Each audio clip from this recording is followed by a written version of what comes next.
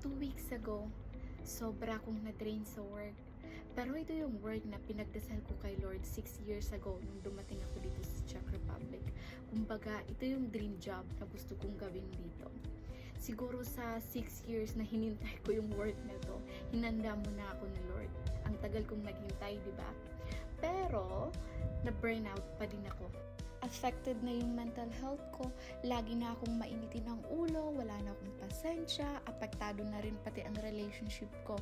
And aside from that, I need to go through sinus surgery, which is a blessing in disguise na rin kasi napilitan akong magpahinga sa bahay 2 weeks while healing.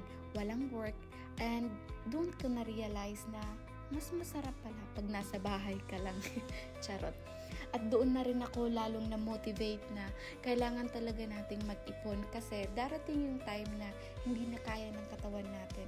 Kailangan na ready tayo para anytime pwede tayong magpahinga or umuwi na lang sa Pinas for good para makasama natin ang pamilya natin. Your health is your wealth. Don't wait for a breakdown before you pause.